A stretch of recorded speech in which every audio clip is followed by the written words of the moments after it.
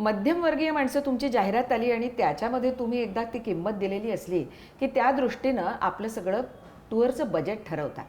आणि मग अचानक जर त्याच्यामध्ये वाढ झाली ना तर मध्यमवर्गीय माणसाची फार पंचायत होते आणि फार गोंधळाचं वातावरण निर्माण होतं. आणि मुळामध्ये तुम्ही ऑल इन्क्लुसिव्ह प्राईस म्हणता, मग काही वाढीव खर्च अचानक येऊ शकतात का? या प्रश्नांची उत्तरं मला तुझ्याकडनं हवी आहेत.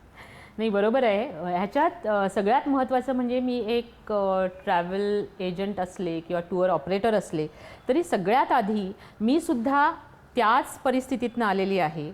मी सुद्धा मध्यमवर्गीय एक नागरिक आहे आणि ज्या गोष्टी एक सर्वसामान्य पर्यटकाच्या असतात त्याच गोष्टी आम्ही सुद्धा पाळतो. त्यामुळे कुठेही जेव्हा आपण टूरला जातो तेव्हा बाबा एकदा पैसे भरले की परत काही भरायला लागू नये ही इच्छा असते. मी आपल्या टूरबरोबर अनेकदा प्रवास केला आहे, पण इतरांच्या टूर्स कशा असतात किंवा बाहेरच्या देशातले ज्या प्रवासी कंपन्या आहेत बाहेरच्या देशातल्या ह्या सहली कशा कंडक्ट करतात ह्याच्यासाठी सुद्धा खूप प्रवास केलेला आहे. लंडनच्या एका प्रवासी कंपनीबरोबर मी स्कॅन्डिनेव्हिया केलं होतं आणि त्यावेळी काय होतं की त्यांच्याकडे एक पद्धतच आहे की एक सिटी टूर इन्क्लूड असते आणि त्याच्यानंतर अर्धा दिवस किंवा पूर्ण एक दिवस मोकळा असतो आणि मग त्या मोकळ्या दिवसामध्ये तुम्हाला काहीतरी ऑप्शनल गोष्टी ते करायला सांगतात. आता मोकळा दिवस करणार काय, त्याच्यामुळे मग आपल्याला ते ऑप्शनल काहीतरी करावं लागतं. आता व्हायचं काय की तुम्ही ऑलरेडी काही पैसे भरलेले असतात, अट्रॅक्टिव्ह प्राईस असते, त्याच्यामुळे तुम्हाला वाटतं अरे वा छान एवढ्या पैशात होणार आहे. पण टूरवर गेल्यानंतर मला रोज त्या अर्ध्या दिवसाच्या साईट सीइंगसाठी किंवा त्या एक पूर्ण दिवसाच्या साईट सीइंगसाठी सतत माझं पाकिट मला उघडावं लागतं. खरं आहे ते. बरं, आणि दुसरं काय व्हायचं की मी आणि सुधीर आम्ही त्या टूरला होतो तिथे, म्हणजे उद्या जर हाफ डे मोकळा असेल तर आज बसमध्ये चर्चा, म्हणजे त्या टूरला नॉर्मली ऑस्ट्रेलिया, ब्राझील, अमेरिका, फ्रान्सपासून सगळी मंडळी होती. पण शेवटी सगळी माणसं ही एकच आहेत. त्या बसमध्ये आदल्या दिवशी चर्चा असायची ती टूरची नाही, तर उद्या हे साईट सीइंग आहे, ते साईट सीइंग तुम्ही करणार का, मग त्याच्यासाठी एवढे पैसे आहेत मग तुम्ही भरणार का, ही चर्चा रंगत बसायची. म्हणजे टूर बाजूला, पण आपण ते ऑप्शनल साईट सीइंग घ्यायचं की नाही. बरं, टूरचा गाईडसुद्धा ते सांगण्यात त्याचा जास्त वेळ जायचा की उद्या हे आहे, कोण करणार आहे, काय करणार आहे. आणि मग काय व्हायचं म्हणजे सहलीचा ना विषय बाजूला राहून पैशाचा विषयच टूरमध्ये जास्त असायचा. बरं, आणि जी मंडळी ते अफोर्ड करू शकतात ती आनंदाने त्या टूरला जाऊन येतात, पण जी नाही करू शकत त्यांना ते थोडंसं काहीतरी मनात खात राहतं की अरे आपण जाऊ नाही शकलो. अशा तऱ्हेचं जी गोष्ट असते ना ती आम्हाला खूप खटकायची तिथे. आम्ही पण 1-2 साईट सीइंग पैसे भरून केली, पण आम्हाला वाटलं की हे नाही, म्हणजे एक भारतीय मनस्थिती जी आहे किंवा आपल्या महाराष्ट्राची जी मनस्थिती आहे ती अशी नाही आहे. ह्याच्यासाठी आपण जे काही महत्त्वाचं आहे ते आपल्या टूरमध्ये इन्क्लूड केलंच पाहिजे. आणि ह्या अनुभवानंतर आम्ही आमच्या सगळ्या सहली ह्या ऑल इन्क्लुसिव्ह केल्या, म्हणजे शक्यतोवर पर्यटकाला कुठेही पाकिट काढायला लागू नये अशा सगळ्या सहली आहेत. आणि तुम्हाला मी सांगते, एका पर्यटकाने सांगितलं पण होतं की मी ॲक्च्युली ही जे तुम्ही म्हणता ते बघत होतो की खरंच असं आहे का, पण एवढी मोठी टूर केल्यानंतर खरंच मला माझं पाकिट उघडावं लागलं नाही. आता या बाबतीत आणखी काही गोष्टी आहेत त्या पर्यटकांनी लक्षात घेणं जरुरीचं आहे की आम्ही जरी म्हटलं की ऑल इन्क्लुसिव्ह तरी टूरवर तुम्हाला कोणताही खर्च येणार नाही ह्याची मी गॅरंटी देते. पण काही अचानक उद्भवलेल्या गोष्टी असतात. म्हणजे कालचीच गोष्ट सांगते, मलेशियन कॉन्स्युलेटने मलेशियाची विजा फी 2000 रुपयाने वाढवली. आता तुम्ही ज्यावेळी टूरचं कॉस्टिंग केलेलं आहे त्यावेळी त्याची फी होती ती 2000 कमीने तुम्ही कॉस्टिंग केलेलं आहे. आता ज्यावेळी ही बाहेरची परिस्थिती बदलते त्यावेळी पर्यटकांना हा वाढलेला खर्च द्यावा लागतो, कारण ही परिस्थिती आमच्या हातात नसते.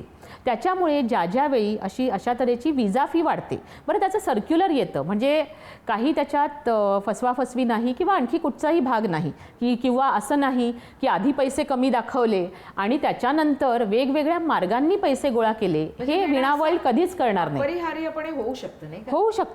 होऊ शकतं. म्हणजे आम्ही ज्यावेळी कॉस्टिंग करतो, म्हणजे युरोपचं कॉस्टिंग हे आत्ता होतं आहे आणि ह्याच्यानंतर आपण टूरला निघणार आहोत ते मार्चमध्ये किंवा ऑगस्टमध्ये.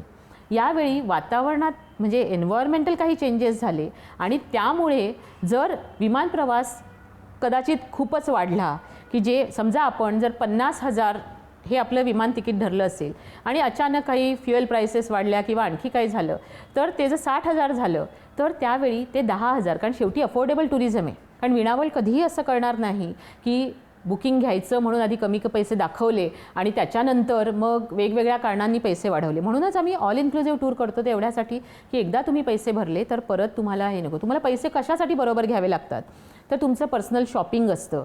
युरोपसारख्या ठिकाणी ज्यावेळी जाता तेव्हा मी त्यांना म्हणते की तुम्ही स्वतःच्या आनंदासाठी थोडे जास्त पैसे घेऊन ठेवा, नॉट ओन्ली फॉर शॉपिंग. तुम्ही युरोपमध्ये अतिशय सुंदर कॅफेटेरियाज असतात, रोड साईड कॅफेज असतात.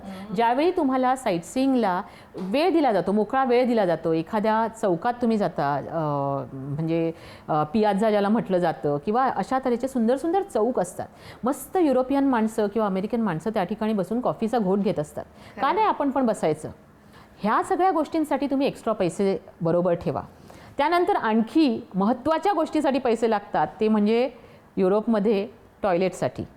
हो, हां, म्हणजे ज्याला आम्ही हॅप्पी रूम म्हणतो, की जिथे जाऊन आल्यानंतर बरं वाटतं, अशा त्या हॅप्पी रूमसाठी पैसे स्वतःला ठेवावे लागतात. भारतीय मानसिकता तशी नसते त्यासाठी पैसे. हो, पण आता झालेली आहे. म्हणजे आता बऱ्यापैकी त्या बाबतीत विचारांमध्ये सुधारणा झालेली आहे. त्याच्यामुळे असतं, आमची टूर मॅनेजर मंडळी जनरली काय करतात की जिथे अशा तऱ्हेचे पैसे द्यावे लागणार नाहीत अशा ठिकाणी बस थांबवायचा प्रयत्न करतात.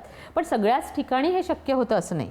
काही काही ठिकाणी पैसे नसले तरी तिथे टिप द्यायची अपेक्षा असते. तिथे तो माणूस बसलेला असतो, त्याला ती टिप आपण द्यायची असते. तर हे एक छोटेसे पैसे हे आपल्या त्या हॅप्पी रूमसाठी हे सोबत ठेवणं गरजेचं आहे. म्हणजे विना त्याचा अर्थ असा आहे की प्रत्येक देशामध्ये फिरत असताना, पर्यटन करत असताना तिथले काही संकेत आहेत आणि त्यासाठी लागणारा जो एक खर्च आहे, आपल्या आनंदाचा जो खर्च आहे, तो त्याची तजवीज आपण या सगळ्या नियोजनामध्ये केली पाहिजे.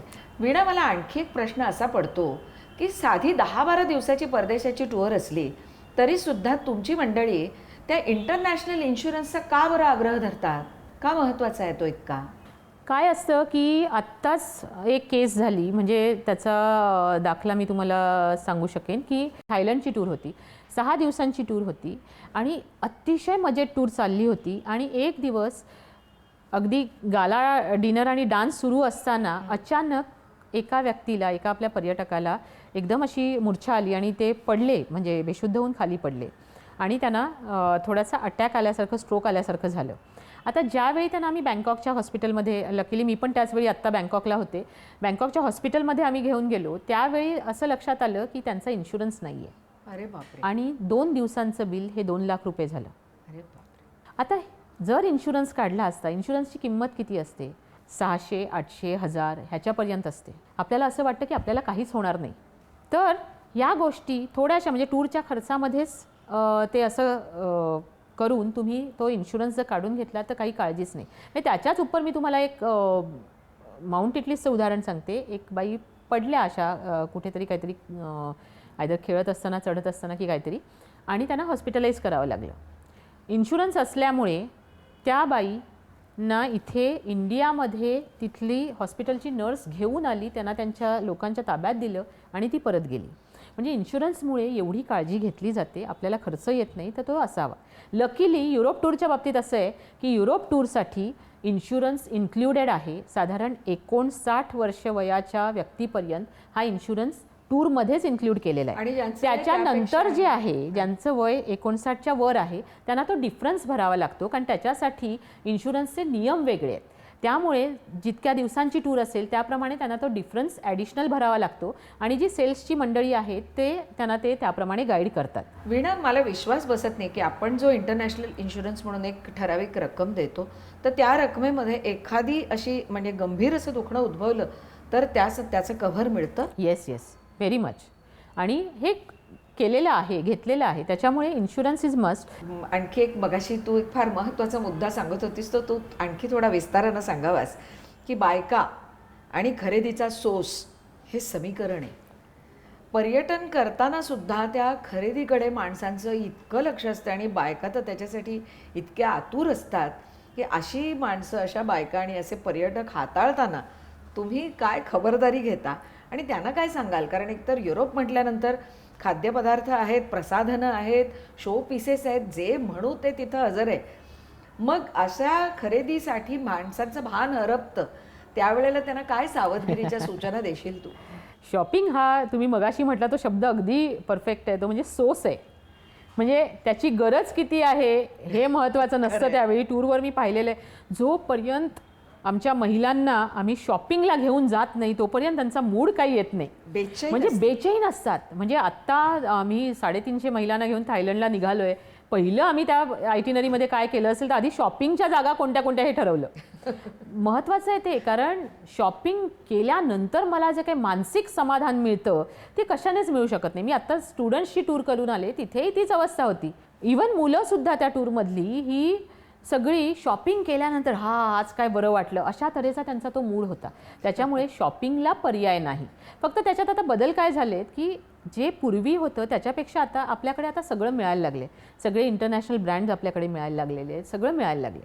आताचं जे शॉपिंग होतं ते नॉर्मली सोवेनियर्स याच्यासाठी होतं किंवा मग अगदी हाय एंड की जे इथे आपल्याकडे मिळतच नाही अशा गोष्टींचं शॉपिंग होतं. त्याच्यामुळे शॉपिंग जरूर करा, पण मी एक असं सांगू शकेन की युरोपमध्ये तुम्ही ज्यावेळी जाता त्यावेळी एक तर पहिलं म्हणजे जरी तुम्हाला कितीही पॉकेटचा प्रश्न नसला, तुम्हाला कितीही परवडत असलं तरीसुद्धा युरोप महाग आहे. ओके, त्याच्यामुळे शॉपिंगपेक्षा युरोपमध्ये साईटसीइंगचा जास्त सोर्स ठेवूया, तो जास्त आनंद घेऊया. सोवेनियर शॉपिंग तुम्ही नक्की करा. म्हणजे मी म्हणेन स्वित्झर्लंडची बेल, व्हेनिसचा तो मास्क, ह्या गोष्टी ज्या आहेत ना, पॅरिसचा मनोरा, ह्या गोष्टी घ्या. त्या तुम्ही जेव्हा घरात आणून ठेवता त्यावेळी त्या प्रत्येक गोष्टीच्या मागे एक आठवण असते की तिथे तुम्ही आयफेल टॉवरला गेल्यानंतर तुम्हाला काहीतरी आठवणी असतात की अरे आपण तिथे त्या लिफ्टमध्ये असे अडकलो होतो किंवा काय गर्दी झाली होती किंवा त्या ह्याच्यावरनं काय नजारा दिसला होता. ते सगळं आठवायला त्याचा खूप फायदा होतो. त्याच्यामुळे मी युरोपच्या टूरला जाताना असं म्हणेन की तुम्ही अशा सोवेनियर गोष्टी आणा ज्या तुम्हाला त्या टूरच्या आठवणी टूर संपल्यानंतर सुद्धा अनंत काळ देत राहतील आणि त्या आठवणींमध्ये बुडून जायला सुद्धा खूप आवडतं. म्हणजे जर वेळ असेल ना तर त्या वस्तूंकडे बघत बसावं. तर ही जी गोष्ट आहे ना त्या गोष्टींचं शॉपिंग तुम्ही करा. बाकी आता तुम्हाला सगळ्या प्रकारची घड्याळं, म्हणजे स्वित्झर्लंडला गेलं की लोक घड्याळं घेतात, निश्चितपणे घ्यावी, कारण ती स्वित्झर्लंडहून घड्याळ आणलं आणि कुकू क्लॉक आहे किंवा खूप ऑब्सेशन असतं. इवन ती स्वित्झर्लंडची जी DDLJ मध्ये म्हणजे दिलवाले दुल्हनिया मधली जी बेल आहे ती प्रत्येकाला घ्यायची असते आणि ती तुम्हाला साईटसीइंगच्या प्लेसमध्ये मिळते. त्याच्यामुळे युरोपमध्ये मी म्हणेन जरी शॉपिंगला वेळ आपण देऊ शकलो, कारण ही आयटिनरी खूप पॅक्ड असते, देऊ शकलो तर मी म्हणेन शॉपिंग सोवेनियर गोष्टींचं तुम्ही जेव्हा कधी शक्य होईल तेव्हा करा. शॉपिंगच्या वेळेत तुम्ही सरळ एखाद्या कॅफेटेरियामध्ये जा आणि युरोपियनसारखे बसा आणि मस्त कॉफीचा आस्वाद घ्या. ती आठवण आहे आणि ती तुम्हाला खूप आनंद नंतर सुद्धा देत राहील. पर्यटकाने आपला आनंद यात कसा मिळवावा यासाठी तू अनेक सूचना तुझ्या या सगळ्या बोलण्यातनं देतेस, त्या खूप महत्त्वाच्या आहेत. पण किती प्राथमिक गोष्टी असतात, म्हणजे आपल्यासोबत जसं काय सामान अपरिहार्य आहे त्याच्याबरोबरच आपण नेमकं आपलं लगेज केवढं करावं. पर्यटकांना सोबत कोणते, कसे आणि कोणत्या प्रकारचे कपडे सोबत न्यायला हवेत हे अगदी अगदी अगदी महत्त्वाचं आहे. कारण मला ना नेहमी मी पर्यटकांना सांगते की तुम्ही स्मार्ट टुरिस्ट बना. कारण जर आपण बघितलं की एखादा फॉरेनर आपल्याकडे फिरत असताना फक्त एक हॅवरसॅक असते त्याच्याकडे भरलेली असते, पण त्या हॅवरसॅकवर तो इथले त्याचं पर्यटन करत असतो. आपण खूप सामान घेतो, खरं त्याची गरज नसते एवढी. म्हणजे मी स्वतःला सुद्धा डेव्हलप केलं आणि आजही मी शिकते की कशा तऱ्हेने आपल्या सामानाचं पॅकिंग व्हायला पाहिजे आणि त्याच्यात अनेक गोष्टी असतात. कारण एक तर आहे की हल्ली विमान प्रवास करताना आपल्याला वजनाची मर्यादा आहे आणि त्याच्या बाबतीत हल्ली विमान कंपन्या खूप स्ट्रिक्ट झालेल्या आहेत. कारण जर तुम्हाला 20 किलोचं कार्गोमध्ये जाणारी जी बॅग आहे, चेक इन बॅग आहे, त्याचं जर 20 किलोची मर्यादा आहे तर 20 किलोच ती असायला पाहिजे की त्याच्यापेक्षा कमी असायला पाहिजे. त्याच्यापेक्षा 2 किलो जरी जास्त झालं तरी ते एक्सेस बॅगेज तुम्हाला लावणार.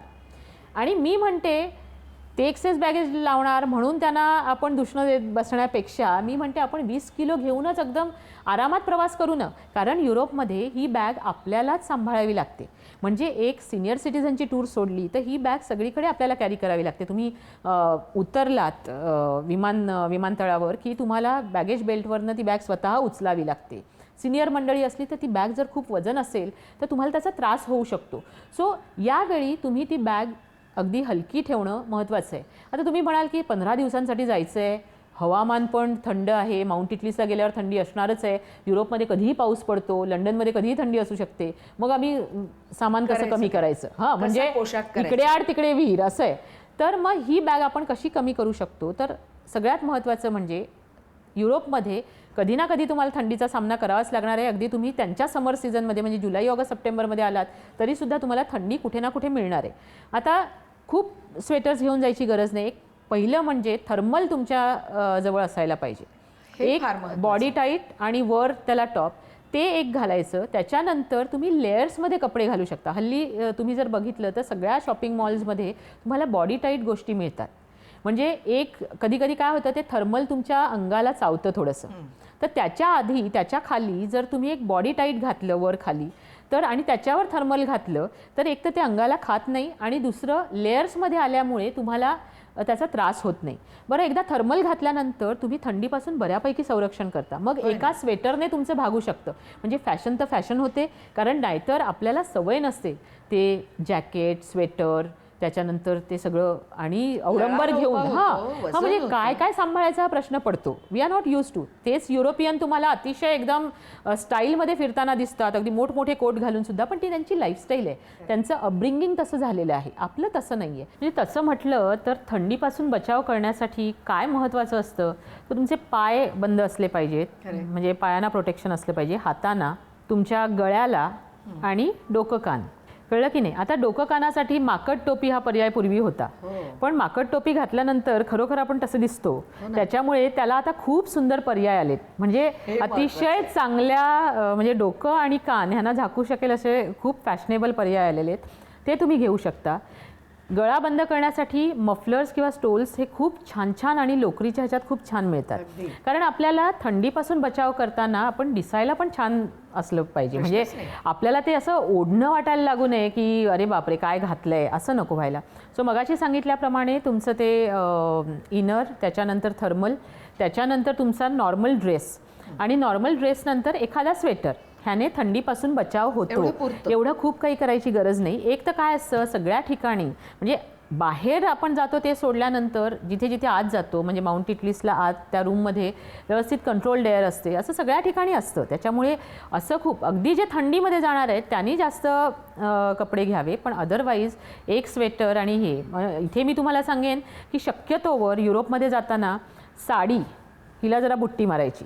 कारण साडी एकतर तुम्हाला खूप ते घेऊन जावं लागतं, सगळं पर्यटनाचा पोशाखच नाही. म्हणजे साडी ही अशीच छान दिसते, तुम्हाला एखाद्या प्रोग्रामला चांगली दिसते, आपल्या इथे चांगली दिसते, पण टूरला जाताना शक्यतोवर जीन्स टॉप्स, त्याच्यानंतर पंजाबी ड्रेस. फार फार तर अगदी काही ना असं असतं नाही जीन्स मी कधी आयुष्यात घातलीच नाही, मग त्या लोकांनी पंजाबी ड्रेस, मी म्हणते ओढणी शॉल या सगळ्याला अगदी फाटा द्यायचा नकोच ते.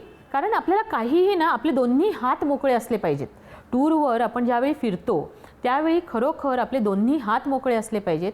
आपल्या गळ्यात एकच बॅग पाहिजे, जी आम्ही शोल्डर बॅग देतो ना, ही बॅग खूप चांगली आहे. त्याच्यात छोटीशी पाण्याची बाटली पण राहते, तुमचं जे अगदी महत्त्वाच्या गोष्टी आहेत म्हणजे तुमचं रोज लागणारे मेडिसिन्स आहेत किंवा बाबा अमुक वेळी मला हे औषध घ्यावंच लागतं, हे सुद्धा तुम्ही त्या बॅगेत ठेवू शकता. कारण बऱ्याचदा मी पाहिलेलं आहे औषधाबरोबर जर समजा काही थोडंसं खायला हवं असेल पोटात घालायला तर तेही ठेवू शकतो. म्हणजे आम्ही जे तुम्हाला स्नॅक पॅकेट मुंबई एअरपोर्टला देत असतो, हे स्नॅक पॅकेटसुद्धा ते संपूर्ण कॅरी करायची गरज नाही. तर तुम्ही आज ज्या साईट सीइंगला जाणार त्यातलं एक पॅकेट उचलायचं, ते बॅगेत ठेवायचं. कारण आपल्याला भूक कधीही लागते आणि युरोपची हवा अशी असते की भूक जास्त लवकर लागते. तर त्याच्यामुळे त्या बॅगेत तेवढ्याच वस्तू ठेवा, त्याच्यात आणखी काही जंजाळ ठेवू नका. इथल्या रिसीट्स, इथलं हे ते असं काही ठेवायची गरज नाही. सो तीसुद्धा पर्स ऑर्गनाईज करून स्वतःबरोबर ठेवा. पाण्याची बाटली मस्त आहे आणि छोट्या बाटल्या हल्ली खूप छान मिळतात, स्टायलिश मिळतात. त्याच्यामुळे मला जे अभिप्रेत आहे किंवा मी सतत म्हणजे कानी कपाळी ओरडत असते ते म्हणजे तुम्ही स्मार्ट ट्रॅव्हलर सारखंच फिरलं पाहिजे. मग तुम्ही जीन्स आणि टॉप असेल किंवा पंजाबी ड्रेस आणि कुर्ता असेल, तो सुद्धा खूप स्मार्ट दिसू शकतो एका स्टोलने. बरं, आता ह्याच्यात वजन कसं कमी करायचं तर पंजाबी ड्रेसमध्ये तुम्ही एक काळी सलवार, एक ब्राऊन कलरची सलवार आणि एक निळी सलवार हे घेतलं आणि त्याच्यावर वेगवेगळे टॉप्स घेतले ना, युरोपमध्ये घाम येत नाही खूप. त्याच्यामुळे एक कपडा तुम्ही किमान 2 वेळा आणि कमाल 3 वेळा वापरू शकता. जीन्स तर अशी आहे की तुम्ही 5 दिवस वापरू शकता. आणि मी म्हणते आपल्याकडनं इथे अमेरिकेला जेव्हा आजीबाई पण जातात त्यांच्या नातवंडांकडे किंवा मुलांकडे, त्यावेळी त्यासुद्धा तिथे जीन्स घालतात. मग या टूरवर का घालायची नाही? कारण इट इज मोस्ट कन्व्हिनियंट. म्हणजे स्पोर्ट्स शूज, जीन्ससुद्धा आता डार्क कलरच्या जीन्स येतात, त्यातही हलक्या जीन्स असतात. कारण जीन्स म्हटली की ती जडच असली पाहिजे असं बऱ्याच जणांचं हे असतं. नाही, हल्ली हलक्या जीन्स मिळतात. त्या जीन्स म्हणजे वजन त्या बॅगेतलं कसं कमी करायचं हे आपण ठरवलं पाहिजे. बरं, हल्ली कपडेसुद्धा असे मिळतात की जे गरम पण असतील आणि ज्याचा व्हॉल्यूम खूप होणार नाही, ज्याची घडी अशी बारीकशी होईल, असे खूप मिळालेत. त्याच्यामुळे काय होतं, जर 15 दिवसांची टूर असेल तर 15 टॉप्स तुम्ही बरोबर घ्या, पण 3 जीन्समध्ये काम चालतं किंवा 2 जीन्समध्येही काम चालू शकतं किंवा 3-4 तुमचे सलवारी ह्याच्यावर काम चालू शकतं. मिक्स अँड मॅच करून मस्त, म्हणजे फॅशन तर फॅशन, दिसायला आपण स्मार्ट दिसतो आणि परत आपल्याला स्वतःला ते ओढायला लागत नाही. कारण मी ना बऱ्याचदा बघते आपली मंडळी एक मोठी पिशवी काहीतरी साईटसीइंगला बरोबर घेऊन फिरतात, एक आपण दिलेली बॅग असते, एक मोठी पिशवी असते आणि अक्षरशः मग ते सगळं असं म्हणजे लोडणं असं सगळं ते होतं आणि आपण समोरच्या माणसाला दिसताना आपण स्मार्ट टुरिस्ट नाही दिसत. तर आपण हे कमी गरजांनी राहायला शिकलं पाहिजे. आणि विणा, पर्यटनाला निघताना आपण किती दागिन्यांचा सोस बाळगायचा किंवा किती दागिने आपल्या अंगावर घालायचे याचा सुद्धा एक निरक्षीर विवेक आपण दाखवला पाहिजे पर्यटकांनी. नाही, अगदी बरोबर आहे. हां, आत्ता हे प्रमाण कमी झालेलं आहे. म्हणजे आत्ता टुरिस्ट हा बऱ्यापैकी एज्युकेटेड आहे, पण पूर्वी हे व्हायचं. म्हणजे भरपूर हातात बांगड्या, त्याच्यानंतर गळ्यात मंगळसूत्र, त्याच्याबरोबर एखादी आणखी चेन, ह्या सगळ्याला म्हणजे जसं मी म्हटलं की साडीला तुम्ही फाटा द्या, तसंच दागिनेसुद्धा नकोत. एक घड्याळ महत्त्वाचं आहे आणि तुमच्या कानात आणि गळ्यात काही असलं फॅशनप्रमाणे किंवा कॉस्ट्युम ज्वेलरी छोटी छोटी अशी तुम्ही घेऊ शकता. कारण एक तर काय असतं, तुमचं अटायर हे कम्प्लीट वेगळं असतं. युरोपमध्ये जाताना शक्यतोवर तुम्ही बंद गळ्याचे वगैरे कपडे घालता, त्याच्यामुळे खूप काही असं दिसत नाही. आणि पर्यटन हे दागिने आणि ह्याच्यासाठीची गोष्टच नाही. आणि दुसरं म्हणजे ते सांभाळावं लागतं की कशाला ते, म्हणजे आपण आपल्याला सांभाळायचं की त्या टूर मॅनेजरच्या सूचनांना सांभाळायचं की साईटसीइंग करताना, फोटोग्राफी करताना सांभाळायचं. ह्या सगळ्यामध्ये ते दागिन्यांचं ओढणं कशाला आपल्याला. आणि अशा खूप गोष्टी घडलेल्या आहेत की कुठेतरी ते मग मंगळसूत्र काढून ठेवलं किंवा चेन काढून ठेवली. हां, तर प्रकारही वाढलेत वेळा खूप. म्हणजे युरोपमध्ये तर आम्ही अशा गोष्टींना सामोरे गेलेलो आहेत की काही विचारू नका. त्याच्यामुळे आणि आता सगळ्यांना माहिती आहे की जगात इकॉनॉमिकल कंडिशन खूप डाऊन आहे आणि त्याच्यामुळे चोऱ्या वाढलेल्या आहेत. आणि जसं मी स्मार्ट ट्रॅव्हलर म्हणाले, तसे युरोपमधले चोर खूप स्मार्ट आहेत. म्हणजे कशा तऱ्हेने ते तुम्हाला गंडा घालतील हे तुम्हाला सुद्धा कळणार नाही. आणि आपल्याला काय होतं, बऱ्याचदा गोरी चमडी असते, त्याच्यामुळे आपण खूपदा थोडेसे असं त्यांच्याकडे अशा तऱ्हेने बघत नाही, बावचळून जातो किंवा हे होतं आणि ते त्यांचा कार्यभाग साधून घेतात. त्याच्यामुळे कोणत्याही अशा तऱ्हेच्या गोष्टी घेऊ नका की ज्या सांभाळाव्या लागतील. आपण स्वतःला सांभाळायचं आहे टूरवर आणि टूरचा आनंद घ्यायचा आहे, एवढंच एक लक्षात ठेवा. युरोप सहल असं म्हटलं की एका देशातून दुसऱ्या देशात जाणं, तिकडे प्रत्येक ठिकाणचे वेगवेगळे संकेत शिष्टाचाराचे, या सगळ्यामुळे पर्यटकांना आपला गोंधळ उडू न देण्यासाठी कोणती खबरदारी घ्यायला पाहिजे? महत्त्वाचं आहे, कारण आपण आपल्या देशाचे ॲम्बॅसेडर असतो.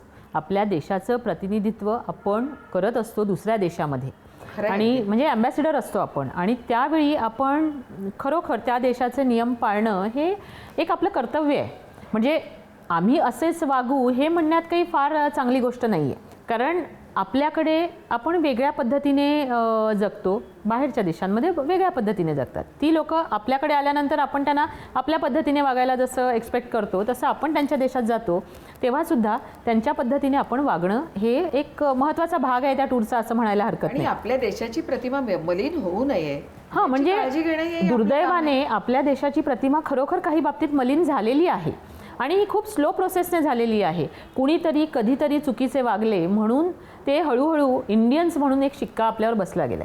आज आपलं कर्तव्य आहे की जसा तो शिक्का हळूहळू बसत गेला तसा तो शिक्का आता पुसायचा आहे आपल्याला.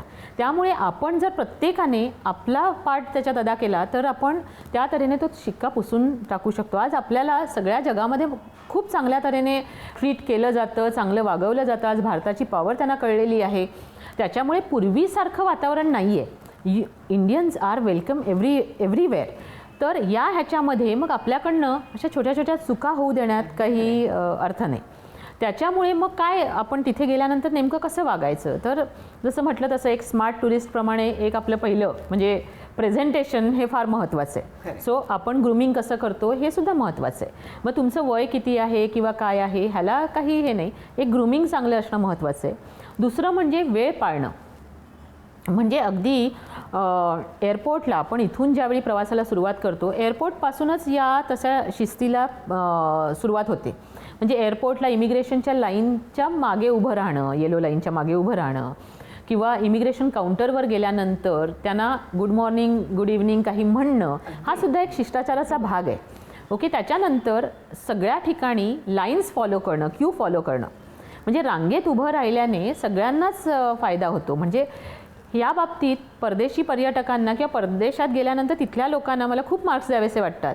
कुठेही ते कधीही तुम्हाला लाईन तोडताना किंवा लाईनमध्ये घुसताना दिसत नाही. आपण सुद्धा, आणि त्याच्यामुळे सगळ्या गोष्टी आरामात सुरू असतात, कुठेही धक्काबुक्की नाही, कुठे काही नाही. सो हे आपण सुद्धा एअरपोर्टपासूनच हे करायला पाहिजे. त्याच्यानंतर विमानामध्ये सुद्धा जसं मी म्हटलं मगाशी की आपण शक्यतोवर नाही खाल्लं आणि झोप घेतली तर जास्त चांगलं.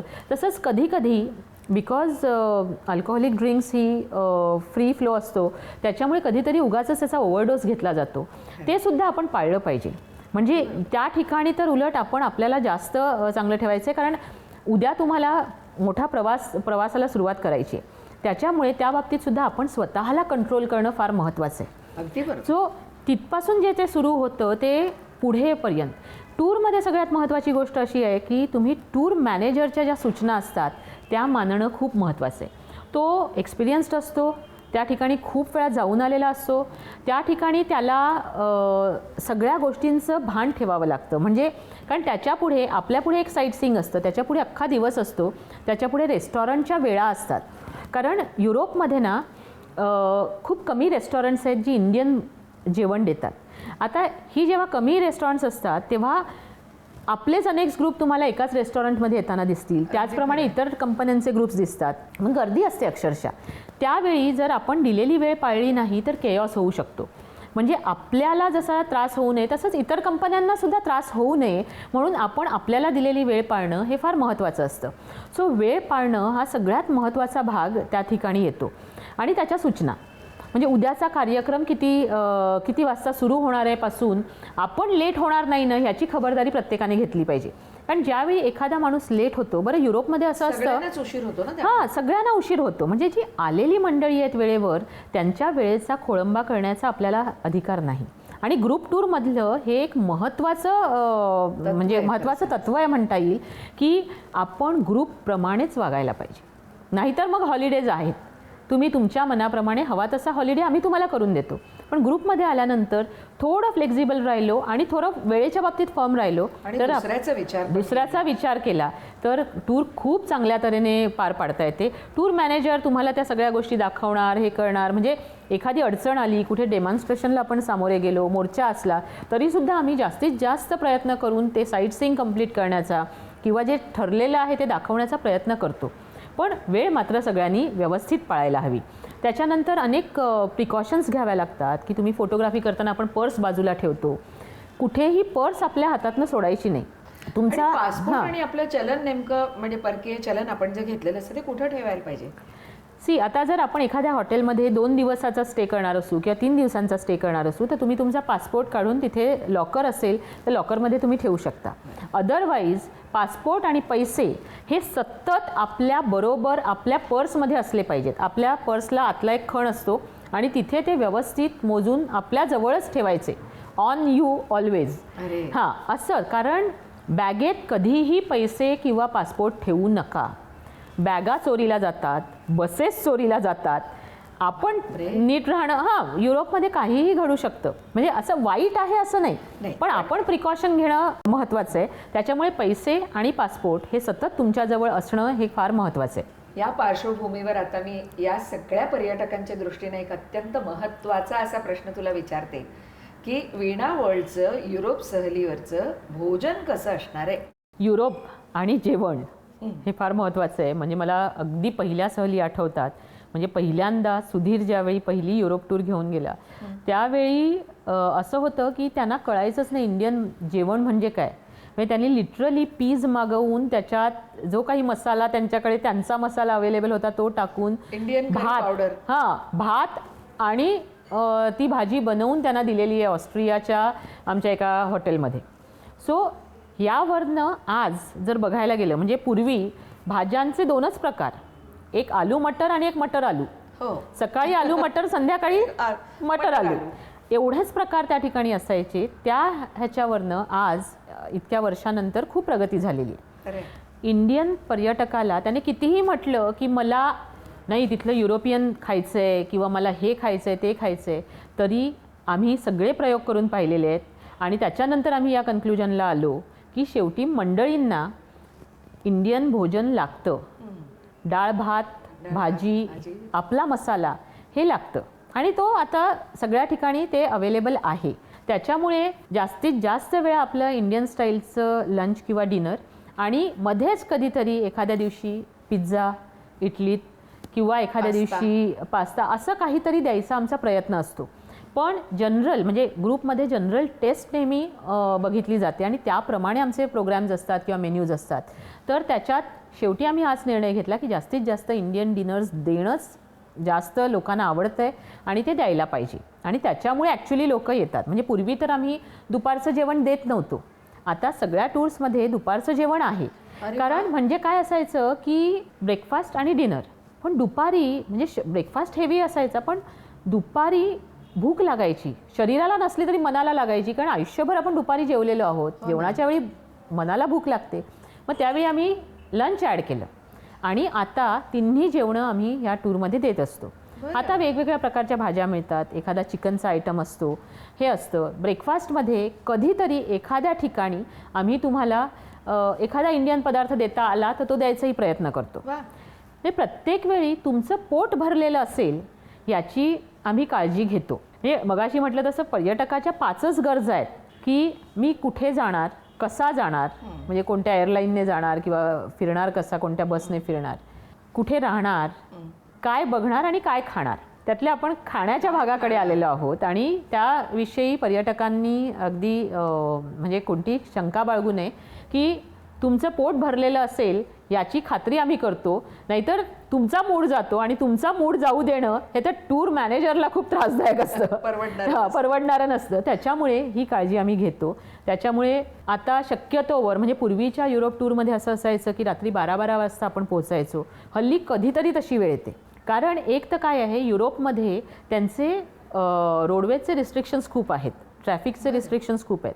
म्हणजे 12 तासानंतर बस बंदच झाली पाहिजे असं आहे. त्याच्यामुळे तुम्ही ठरवलं तरी जास्त हे करू शकत नाही. पण कधी कधी अशी वेळ येते की तुम्हाला थोडंसं त्यांच्या म्हणजे ओव्हरटाईम होतं तुमचं, पण तशीही त्यांना 15 दिवसातनं किंवा 7 दिवसातनं एकदा मुभा असते. त्याच्यामुळे आता तसं आपण वेळेत पोचतो, वेळेत झोपतो, तरी पण काही असं खूप आरामदायी नसतं, पण वेळ ही पाळली जाते आणि ड्रायव्हरलाच रिस्ट्रिक्शन आहे. खूप महत्त्वाचा मुद्दा तू सांगितलास. म्हणजे या सगळ्यामध्ये नियोजन वेळेचं करणं ही पर्यटकाची सुद्धा जबाबदारी आहे. अगदी अगदी.